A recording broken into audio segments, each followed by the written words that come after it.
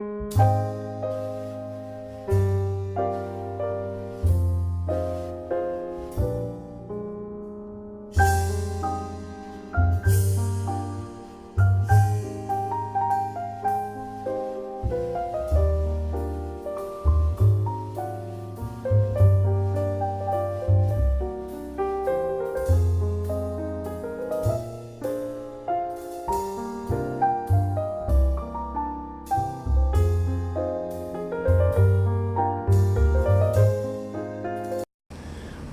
to this edition of Lexington Remembers. We're going to talk about the Department of Public Works today to remind us all of how important that department is to quality of life in this town.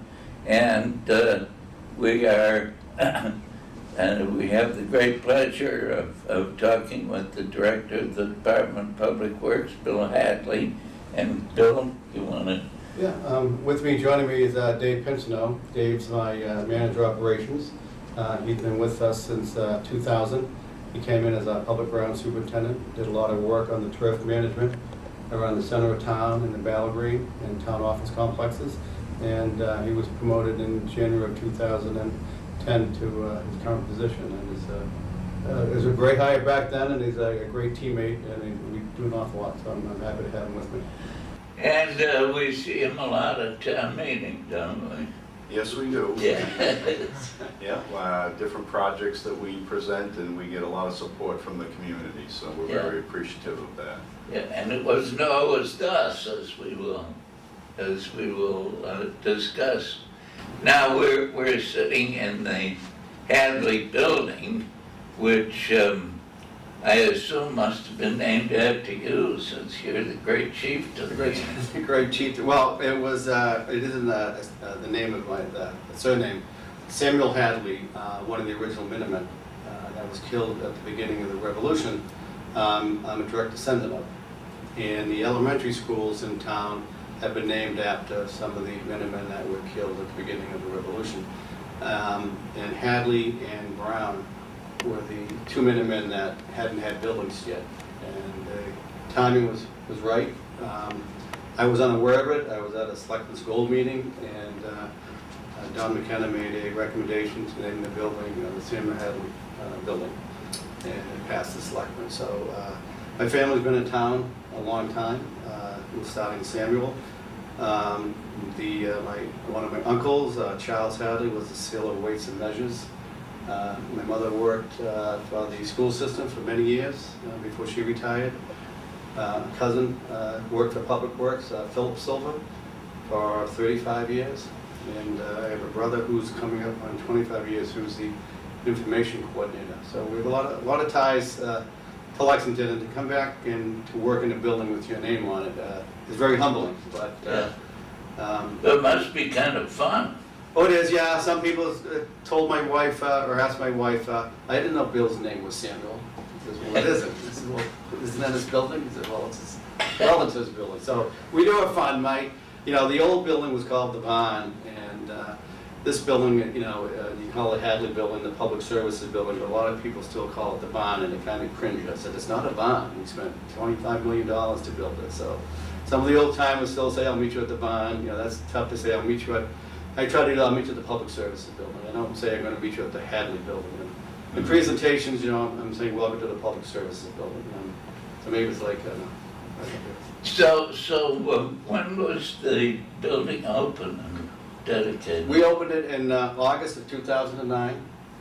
We've been here just over 5 years. It was a well thought out opening. I've had some of my peers from other communities. We had selectmen, and we had former selectmen. We had town meeting members and residents show up, and it was a nice ceremony, and it was nice to, the timing was right also, because I've been here 38 years, and they would started in 1976, and they were talking about a new building back then.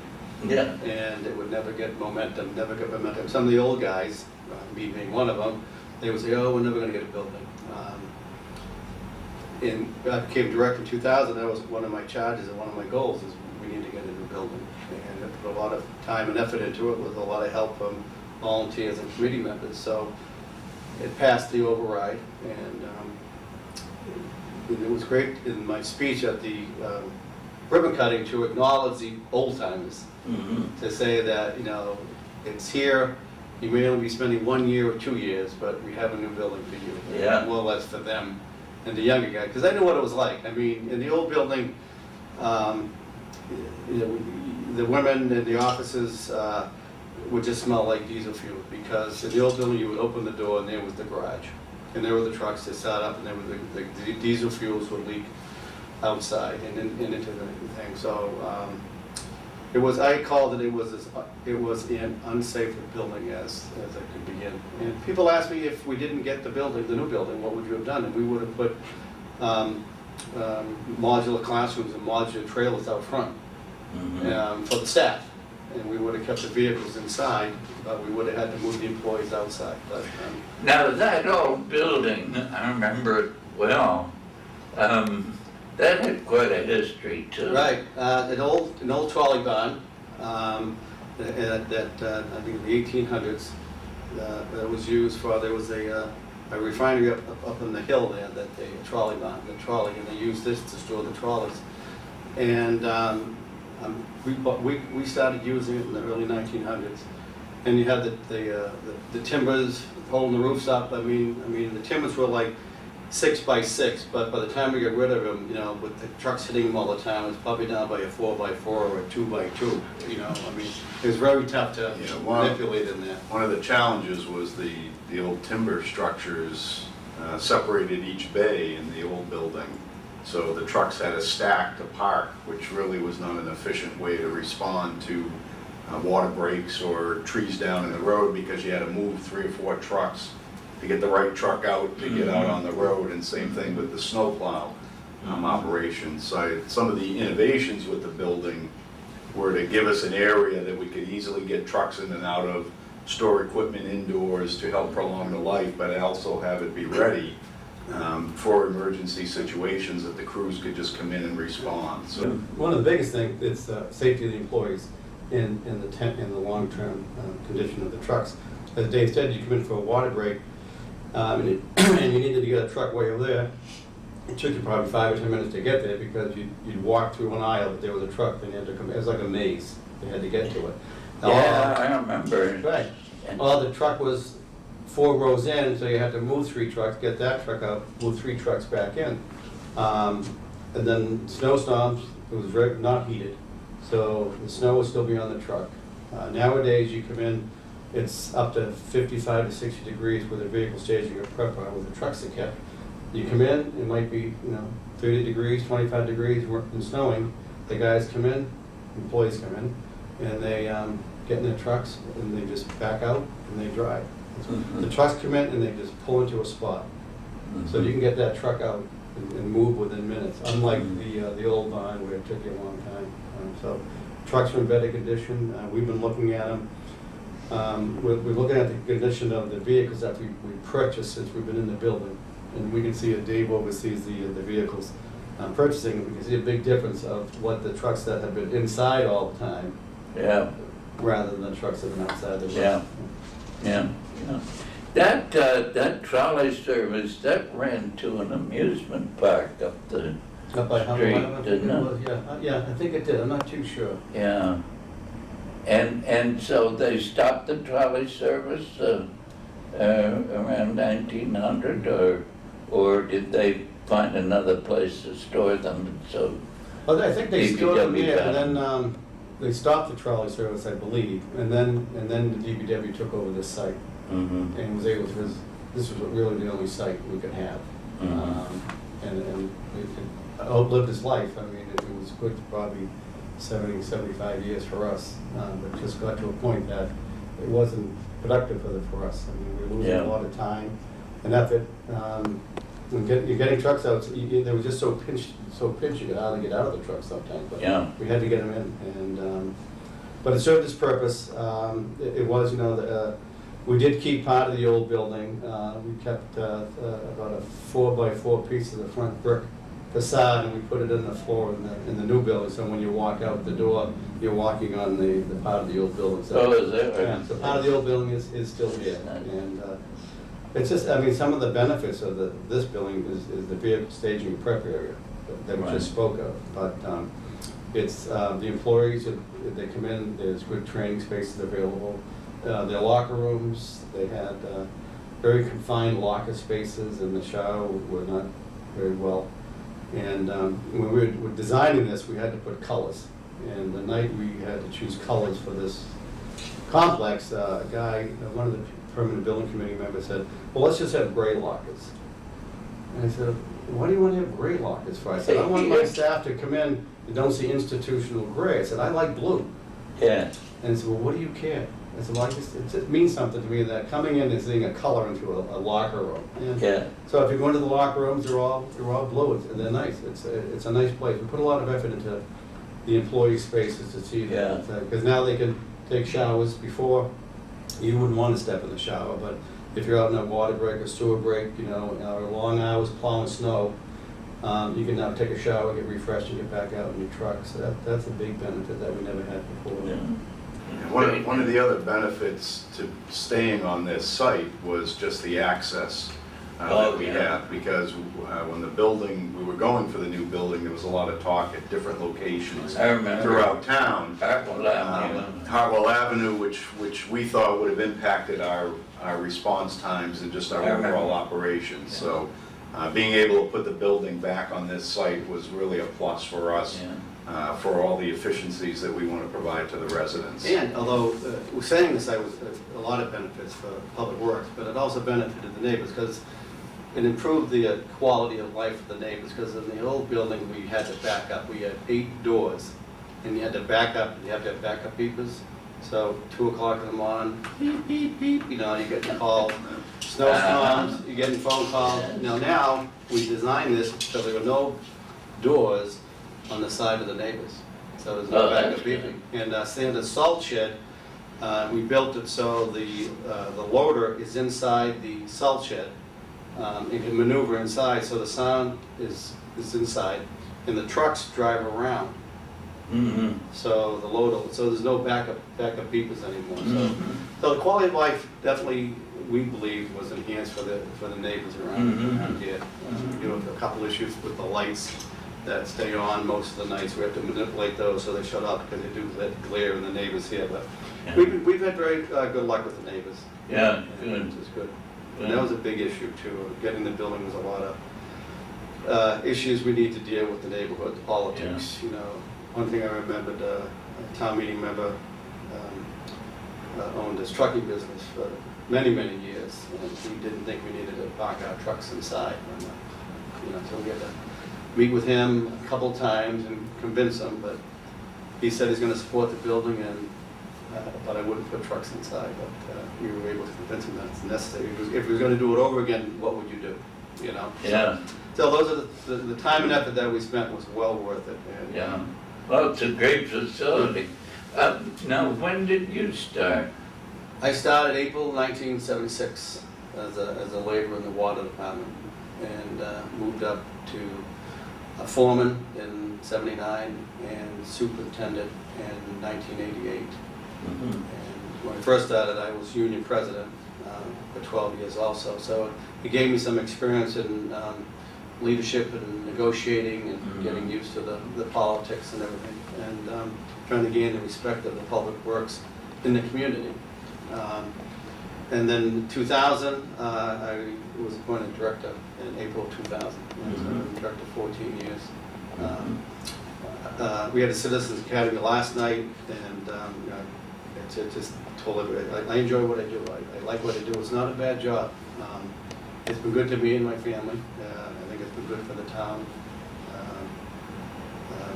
It's enjoyable. I like it. Good people. There's always challenging things every single day. You don't do the same thing twice. You get a phone call, a person has an issue, you're able to solve that issue. You can go to athletics with the field. You have a ball game. It rains or cancel the game. Can you get the field made up tomorrow? And then back then, Dave on the public grounds, we rearranged the schedule to get, so it's a lot of moving parts, but one of our goals is to enhance the quality of life and in public works. And you know, we believe that we're just like police and fire. I mean, I did a speech once at a town meeting about police and fire and public works. So it's public safety is always police and fire. And I have great respect for both organizations, and we just believe we're part of public safety too, but in a different aspect, because you know, police is reduce crime and personal property. Fire department has the medical emergencies for personal and saving houses. We're a little more subtle. We need to have the road safe to drive in. We need to have the sidewalks safe for pedestrian safety. We need to have we maintain the pool. We want to make sure the water in the pool is safe, meets all the standards, so the kids or the adults who swim in it are safe. We want to make sure the ball fields are groomed properly, so the kids, when they play, they're not going to step on a rock or a piece of glass. So all safety related. We want to make sure the water is safe and meets all the drinking standards. We want to make sure the wastewater system works properly. So, so we tie what we do into a public safety aspect with police and fire.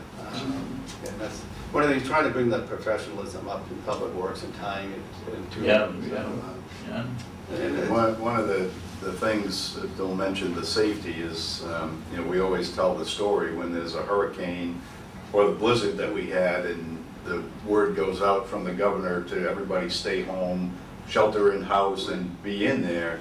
The crews are out working, so they're out plowing in the blizzard all hours. They're out taking care of trees in a hurricane to open up roads to help the power companies to get the power back on. So those things to help the citizens of the town, but those employees are out there doing those jobs in not the best of conditions.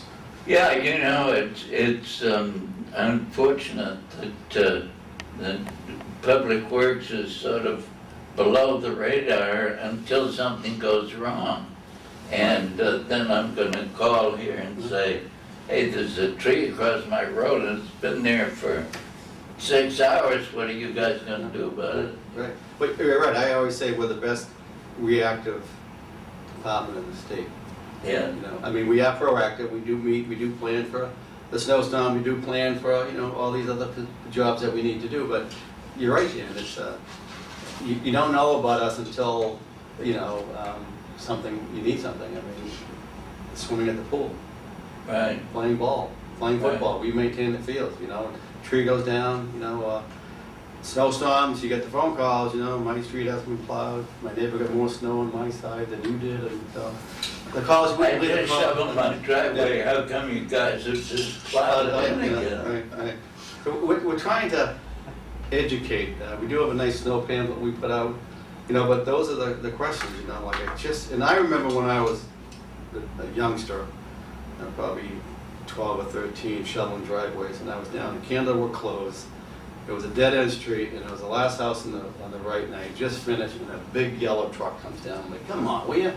And now I was in the big yellow truck. I went, Yeah, so I can understand it, but I think we're doing a lot better job about that. We meet with our employees, we meet with our contractors. You know, you gotta be careful. You know, and there were times when you can kind of manipulate people out to help people out like that, but we can't go out and plow public driveways. You know, but you can always help the people out sometimes. But you're right. I mean, if all goes well, we'll go under the radar. But when something happens, it's and we're right there, and they react. I mean, our guys.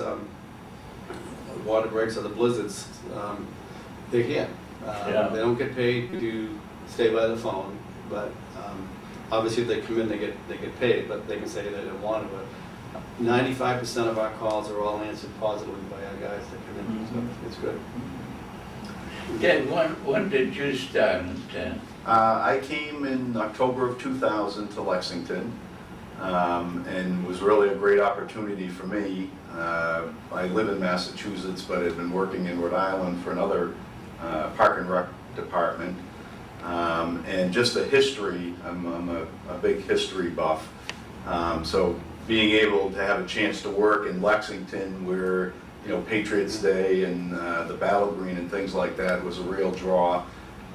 Just the professionalism that you know, was portrayed from Bill and the organization was a draw, so it's been a really good fit Good. since. So I've really enjoyed working here, and great community to be in. Very supportive, and you know, and I like to think that we do a very good job at providing the services to the residents. You know, it's interesting because the town meeting particularly was not always supportive of public works, and I remember well the days when the town meeting members would question the purchase of every piece of equipment. You know, they were all experts, right? And then gradually the reputation of the department changed. It did, and it was tough. You'd be on town meeting floor and you'd see one large budget and no questions, and then you get to probably the DPW. Yeah. Looking for $3,000 and you spend an hour on it. Yeah.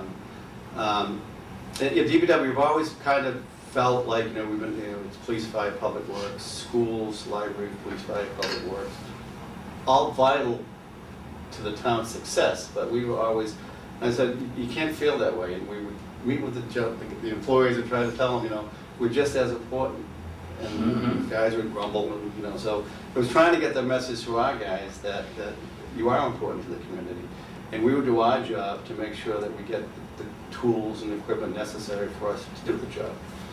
And I think it has changed. Politics has changed in the town. It was, even back when I was water superintendent, tough to get jobs. We wanted to do a water system analysis, but the title of the program that was presented was just a water system.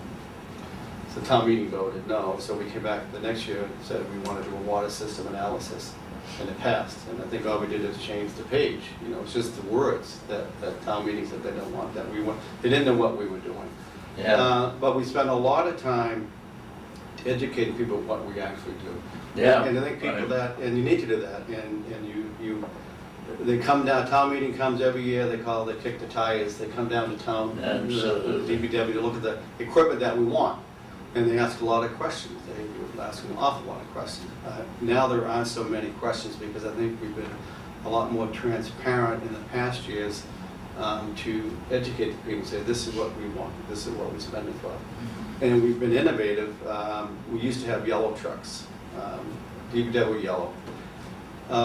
8 years ago, maybe, Dave, we started to Probably about 8. change to white. How can we change into white? I said, well, we're saving money. It cost an extra $2,000 to get a yellow truck painted yellow. Really? Yeah. So when that started to get out, you know, people started to choose DPW was starting to look at things differently. That, you know, they used to be yellow, now it's a white truck and it's saving $2,000. So every truck we buy now saves about $2,000 just on the painting. So, No kidding, that's fascinating. Yeah, and I think as Bill mentioned, it's really being upfront with people and then delivering on the projects that we bring forward. So Yeah. I think the follow through, showing that we're committed to doing the improvements that we've set forth. We don't buy a piece of equipment just to have it sit in the you know, the vehicle area. It's bought so that it can be used out there to do things that we need to do to keep the town going and the roads safe, and, you know, water lines and things like that. And we're also getting the buy-in of the employees, because when we need a piece of equipment, whether it's a backhoe or a large dump truck, we have the employees who are going to use that vehicle try out the trucks. We bring 2 or 3 trucks in. We have a relationship with vendors that they'll let us use a backhoe for a week, and then another one for another week, and so they can decide. So it's not me and Dave sitting in my office saying, okay, let's get this truck, and then I'm not going to be in it. You know, so we've got the buy-in from the employees. They're part of the process. Yeah. And then we explain that to town meeting of how we come up to that. But I took a course from you in 1997. I remember very well. And I don't know the phrase. It was something about making promises, and you should never make a promise. And that's one thing, you know, because if you make a promise, it's going to get you. But you can do everything you can to guarantee people you get the job done as fast and as well as you can. But it was a Jefferson discussion that you had. Yeah, I remember that. So, now, where did Where did the DPW ever start? I mean, it must go way back in this town. Well, as long as they've been doing sanitation, trash collection, roadways in the old cities and towns, so DPW goes quite a ways back in the country's history. Again, just for those basic services. People needed a place for trash, people needed water. Roads and plowing and road maintenance, road building, road plowing. Well, I think water had a big part of it as well, delivering potable water to people that they could count or hope was clean and good to use. The sewerage, the waste disposal was another angle, and I think roads, that kind of all tied in together when Public Works Yeah, the roads you came to to the get forefront. somewhere, you needed to have something to travel on. That's what became the roads. And then the roads became subdivisions. And the subdivisions became larger projects. But yeah, there is a good book that we got, I think I got at the last conference, about the history of Public Works. And haven't read it yet, obviously, from where it all began from. But you can see some of the, I brought some pictures here of how we used to do things back in the day. Yeah. Plowing snow with some horses, line painting. You had a guy sitting like on a little wagon being pushed by a vehicle, Yeah. Now we don't do those things, so. Yeah. But from the beginning of Public Works, an awful lot has changed. I mean, the technology, just from a personal experience, we had a water break over in Lynn Road, and it was cold, and it was about 4 feet of frost. And you had a jackhammer, using a jackhammer to get down 4 feet, and you hoped you were right on the leak, because if not, you'd have to jackhammer 4 more feet. Well, nowadays, we have a piece of machine that's attached to the backhoe. It's called a frost breaker. It's a hydraulic frost breaker, and all it does is just boom, boom, boom, boom, boom, boom, boom. It's about a 4-inch piston, and it does in probably 10 minutes what it took 3 or 4 hours for us to jackhammer. So it's much more efficient. The employee safety for back issues, I mean, jackhammering for that is a long time, and you hope when you have the break. So that technology and the pieces of equipment changed. And you can identify where the leak is much easier now. Oh, definitely, yeah. We get sounding devices that you can put it on the street, and you'll be able to hear the water leaking in the pipe.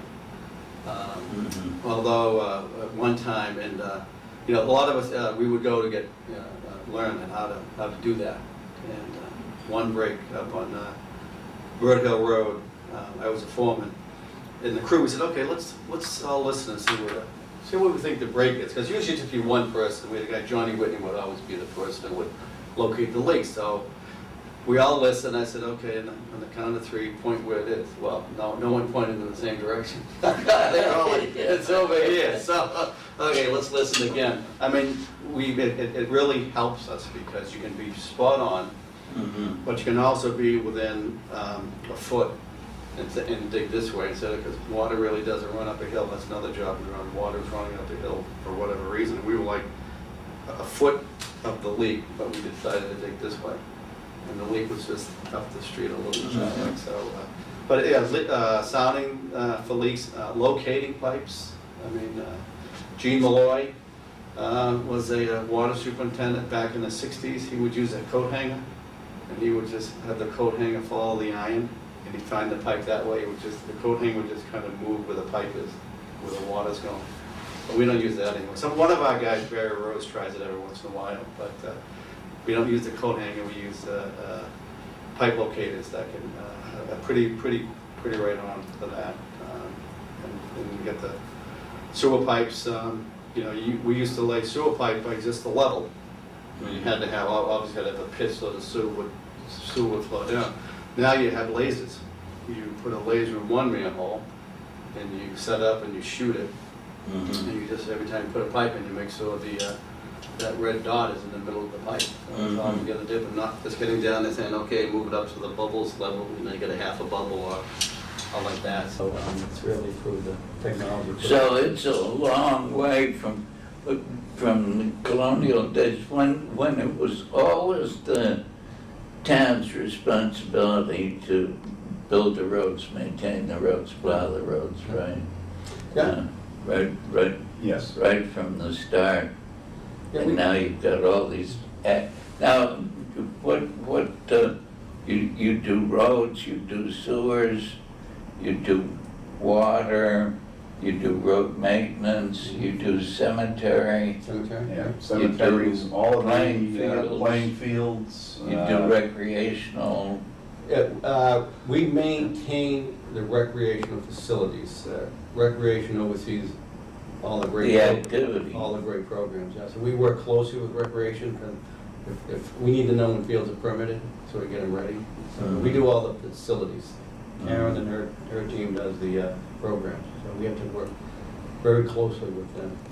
And we have all the public spaces in town that we maintain, so the Battle Green, Visitor Center, all the grounds. We do all the grounds at those, the town hall complex, so we maintain all those grounds areas as well as the roadways, sidewalks, things of that nature. So, and the trash and recycling is another component of Public Works. You had mentioned the roads. We do maintain all the roads for public safety purposes. There are streets that are private ways or unaccepted that what we'll do is we'll just plow those. The unaccepted streets, meaning it hasn't been built to town standards, and some neighbors like that, but they also want the services because you have little potholes.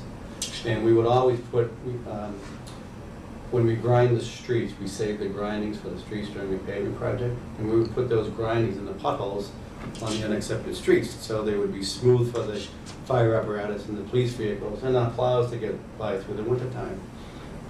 Unfortunately, there was an incident at one of the unaccepted ways that someone tripped and sued the town, and so it was decided that we would no longer spend public money on unaccepted streets. So Norm Cohen led a group to put together a policy that develops a policy that if the residents on an unaccepted street want something done, they have to get 50 plus 1, if they want to drain in, and then the selectmen vote on it. They gave me and Dave the leeway to make a decision to continue with fixing the little potholes, something that's minor like that we could do, but on town-owned roads, we do the drain, we would do that. Well, I remember Fair Oaks Drive, we used to once a year, we'd get a truck with, filled with tar or asphalt or something and fill potholes, smooth the street. Fair Oaks Drive is kind of funny. I think it's accepted up to one point and accepted to another point. There's like 100 feet of unaccepted road. Is that right? Yeah. It's an interesting concept. But, Now, I don't understand that we have now a Department of Public Facilities, which we didn't have. The schools were separate from the municipal. How does that fit in with you guys? Perfect. We oversaw, as director, I oversaw the town facilities, Right. maintaining the town facility. And we had good workers, maintenance people, custodials, but we couldn't keep it all clean. I mean, just, this is falling apart, this is falling apart. The restrooms are not clean enough. So when the opportunity came for this building, there was talk about a combined public facilities department. And that was one of the biggest pushes to get this building, that there would be a combined public facilities department located here. So the facilities department, Pat Goddard, who's the director, he's done a great job with this whole program of the buildings. He maintains the schools in municipal, so all town buildings he maintains, and his administrative staff is in the same building. Now, maintains means cleaning, replacing light bulbs. Exactly. They got Capital improvements. Yeah. They got from A to Z in cleaning, and it's And worked you out well. used to do public buildings, Just the town buildings, right? But- Municipal. but you don't do that anymore. That's correct. Yeah, Okay. Yeah, it opened up because on the school side, they had a lot of the trades, plumbers, electricians that now they can cross over for the town facilities to use. So it's been a good fit in that way, and then we work with them on the grounds so that we still maintain the athletic fields, the large open grass areas, and then they take care of the areas right around the schools with their own cruiser contractors. So it's been a good relationship for us. It's been good to have them in this building so that we have a lot of that coordinated effort. So it's worked out fairly well. How many people work for Public Works? We have 73. We have 9 divisions, water, sewer, public grounds, which is park, cemetery, and trees. We have highway and roads. We have engineering, and we have administration and operations. I oversee the whole operation, but Dave and John lives the town engineer, my 2 confidants. And then John has a staff of 7. Highway has, I think, 14. And then water sewer has 14. And parks has, I think, around 20. So we're about 73. We got down to, but we used to have almost 90 back in the... Well, I was going to say 73 is, and that's technology. Yeah. Engineering, yeah. Yeah. We've had a lot of, back in 2004, we lost 4 employees with the override. We've been able to fill some positions recently. We've been able to add some positions. We have a new forestry employee, we have a new mechanic. And that's going back to the beginning of the discussion about town meeting and transparency is we needed a mechanic. Not that we want a mechanic, we needed one, and we justified the need to the capital, the appropriations committee, and to the town manager, and subsequently the town meeting, that we needed this to make us a better organization. Forestry department. But you've always had a group of people who fixed the trucks. Yes, yes. But we lost some. And then with the trucks and coming to this building, the more technology we needed to get, we needed to work smarter. And this gentleman that we had, he has all the certificates. He's a great mechanic, and he's going to be here for a while. He's going to be very good. Forestry department, we had 6. We had 6. And then we went to 4. 6 to 5 to 4.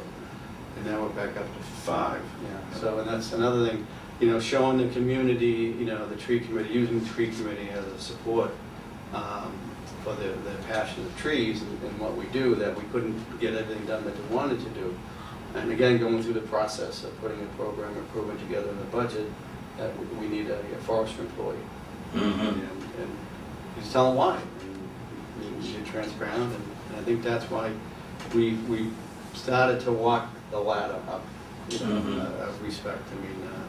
I know we all respect him, and the town does too. The town respects and appreciates what we do, and that's the message that they. Yeah, I think so. What are the biggest challenges what's keeping you awake nights? Well, technology is one. And just making sure that we're aware of the latest things that are out there to help us do our jobs better, so that we can continue to provide quality service to the residents. I think it's also making sure that we've done 2 things with our employees. One, find the right fit for us that's committed to public service and committed to doing the job they were hired to do, but then we're committed to giving them the tools and the training to allow them to do that. So it's making sure that we've got those fits, because you just mentioned there was a time when there were 90 or over 90 employees, and we know we're not going to get to that, but nor should we. We need to pick and choose where we do need to add positions, but then how we can improve our efficiencies to still provide those services. So I think it's looking at all of those different factors. Communication. Did I get back to the person? Did we do this? It's a checks and a balance. It's inspect. I have an inspect what you expect. you know, and I have a great staff, but sometimes I can't get back to that person, you know, and they wake up. But when I was water superintendent in the winter time, I dreaded going to bed when it was very cold, and I feared, I wanted to make sure all our fire hydrants worked. Oh, yeah. Really, I mean, I've heard in the news many towns, you know, hydrant frozen, and I did not, I still do not want that to be, the town of Lexington had a fire, and they had no water because the hydrant was froze. We have a very extensive hydrant maintenance program, and we make sure that all the hydrants are drained, you know, before the winter, and we make sure they work. So we work very closely with the fire department. We maintain all the hydrants. We need to make sure that all the fire hydrants have water, so the firefighters can, when they come, they got the water to fight that. And that kept me up when at nighttime I go, I hope, or if there was a fire, that they say, okay, it'll work. It'll work. So I think there's a lot of things that's getting back to the customer, you know, and making sure that we close the loop with the customer. Yeah. Another big thing, because Sometimes it depends on the season. In April, we are worried about Patriots Day. yeah, exactly Do we right. have everything ready to go? Yeah. Did we order the, you know, Yeah. the chairs? Do we have the sound system? Yeah. Is the green ready to go? Is it gonna snow or rain? You get into the winter time and, you know, okay, are we getting a snowstorm tonight? Or, you know, those are the kinds of, so it kind of varies by season what we're concerned with. Patriots Day, as I mentioned, we had a Citizens Academy where 25 to 30 residents come in to get educated about the town, and last night was Public Works. And Chris Philidoro, our Public Grounds Superintendent, got up and spoke about Patriots Day. He goes, you know, coming from Chelmsford, I came to Lexington thinking July 4th was the biggest holiday. Boy, was I wrong. I said, Patriots Day. I said, if I don't get Patriots Day right, I got to send a resume out, you know? Yeah. You know, so, and for us, the winter's just getting over. We need to get ready for April 19th. We've had snowstorms April 1st. You know, we had 12 inches of snow once on April 1st. Oh, I remember. We're like, oh my, how are we gonna do this? I mean, so, but they do a good job. That's a proactive approach in the department, but everybody knows what they need to do for that, and it comes out well too. So, What, gonna have a snowy winter or a easy winter? I heard cold.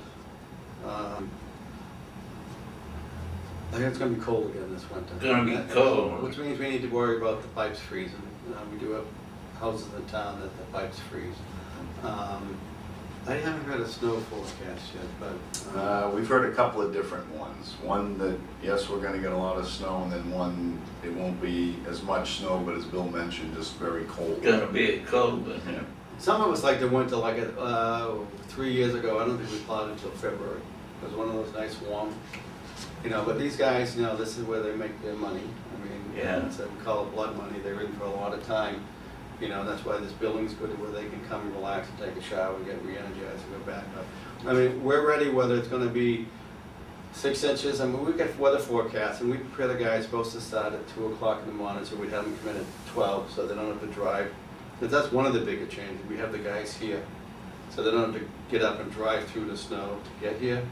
So we try to get them here an hour before it starts to snow. So that's a safety Well, issue. you've got a pretty sensitive weather prediction system on a day-to-day basis, don't you? But sometimes, yeah, we do, but sometimes, you know, you're supposed to get this snowstorm and it doesn't come because something happened at 2 o'clock in the morning, blew it out to sea. And that's, and everybody's waiting for it. We do use a couple of different weather services that we contract with, and then we check with our peers. So we'll check with the town of Bedford, we'll check with the state, Burlington, just to kind of see what they've been hearing or monitoring, or you know, to see what's happening out there so that we can be prepared. And as Bill mentioned, just the preparation and having the crews here ready to go. You know, we go back to the building, the plows used to be all outside at the old barn. So for the crews to come in, they not only had to get the trucks out, but then go dig out the plow, hook it up, thaw everything out and go. And now we have them here ready to go. They jump in the truck, out the door, and they're out on the streets getting the work done. So, What percentage of the snow plowing is do you guys do and what percentage do you contract? About 50/50. 50/50. About 50/50. Yeah, we've used a lot more contractors, they have bigger trucks. We keep an eye on them, we've gotten rid of a couple because they don't do a good job, or they're somewhere else when they're supposed to be in town. So we have a good supervisory process over them. We have route checkers in each section, and they check in periodically, so that's it. But we've been very lucky with the contractors that we've had. And they're all committed, they know the job to do, they know to get the streets open. We also have sidewalks in town now that, we used to send the sidewalk tractors out at the same time as the plowers, but it didn't really work out well, because you just do a sidewalk and the plow comes by and plows on the sidewalk. So Dave oversaw the sidewalk operation, we had discussions about how can we do things differently. So what we've done the last 3 years, and I would say it's been successful, Yes.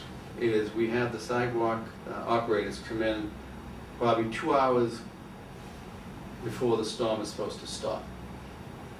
You know, and so then they'll be plowing the sidewalks and all the plows will be gone home. So they're able to plow their roads like that. Sometimes if you get a big storm, it's kind of hard, we better get them in just because they're gonna get the 16 inches of snow, and they're not gonna be able to plow 16 inches of snow, so they're kind of both in together. But we think having them come in near the end of the storm has been a lot beneficial to us. Because, you know, Dave gets the phone calls at 4 in the morning from the school superintendent asking, how we doing? And we could say the streets will be fine, but we're not gonna finish the sidewalks. So that's the school superintendent's call, and Dave's up talking to him, and that's how schools decided whether it's open or not. Closing school. Now, you guys have won couple of awards and recognitions, and you've gotten some, what are those? We have, and I think it's a reflection of what we do as an organization. We do the right thing, and I think it has allowed us to get some recognition not only locally but nationally. 2013, I was the top 10 public works leader in the country in the American Public Works organization. This past year, Dave was the Public Grounds Facilities Manager of the Year for 2014 within the country. Boy, that's pretty impressive. Yeah, I think.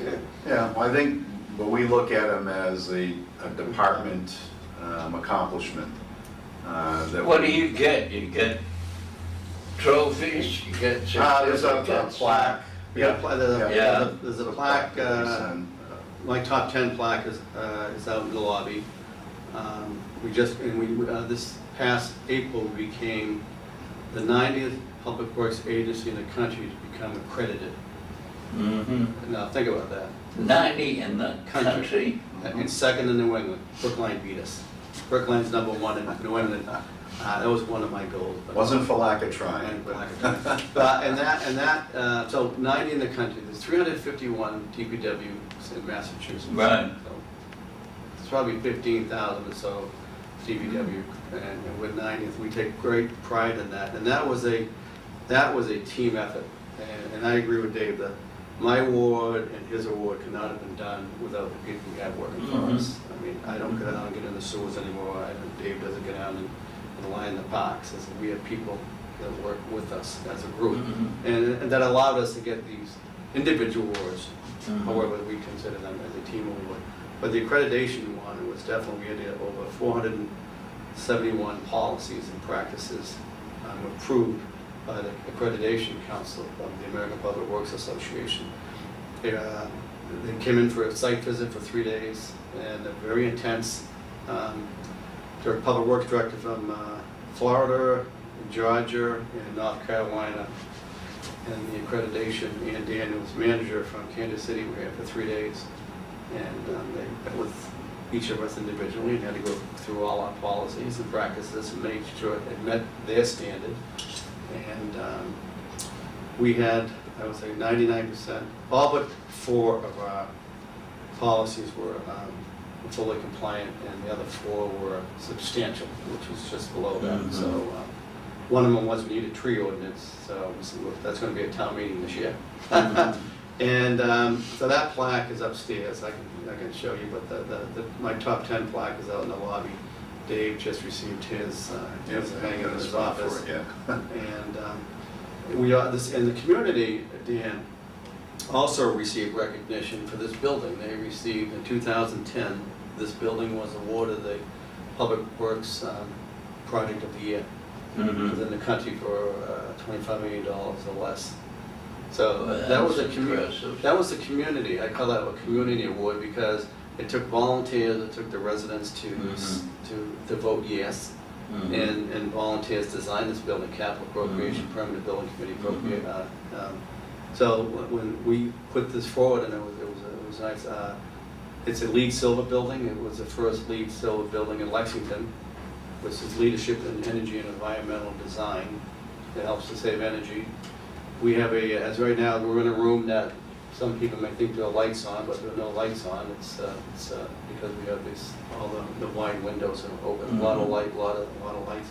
We have a green roof with 20,000 plants up there that keeps the area below it, which is the storage, Vehicle staging. This area, cool in the summertime and warm in the wintertime because of the way it's designed.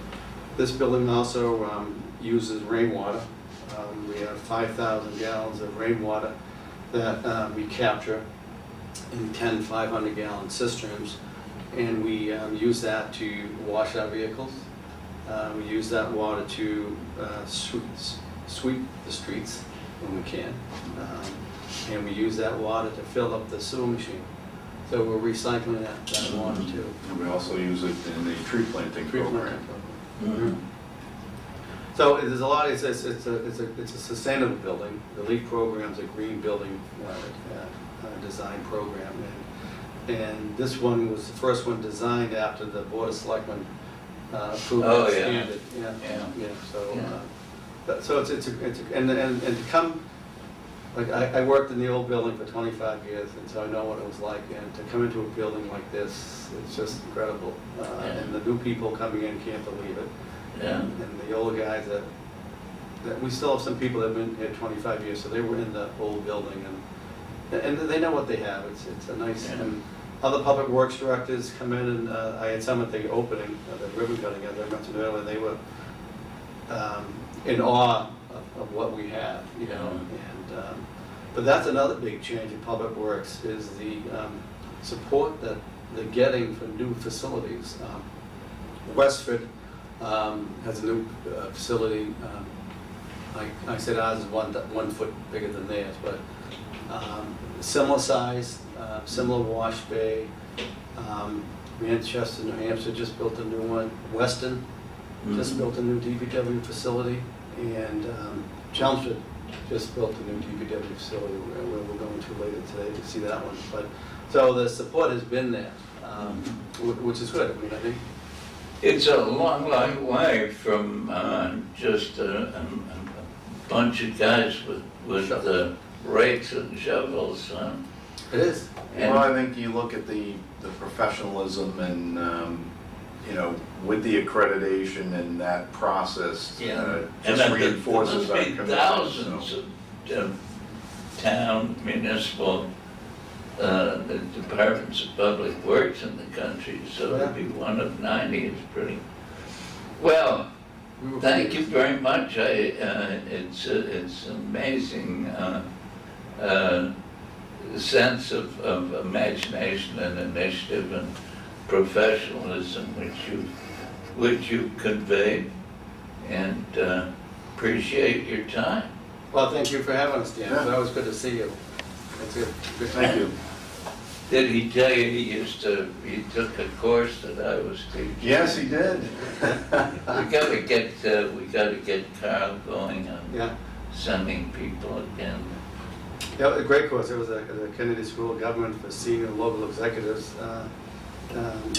Mr. Linsky and Dan came in, and Dan was one of the hit. I still talk about 8 of my classmates I'm still in contact with. Do you? They're always asking how you're Yeah. doing. I said, yeah, Yeah. with it. It's a great course, and that's another thing the town supported, employees to go to that. Yeah. We probably had about 8 employees, I think the fire chief, police chief, recreation, town clerk. Yeah.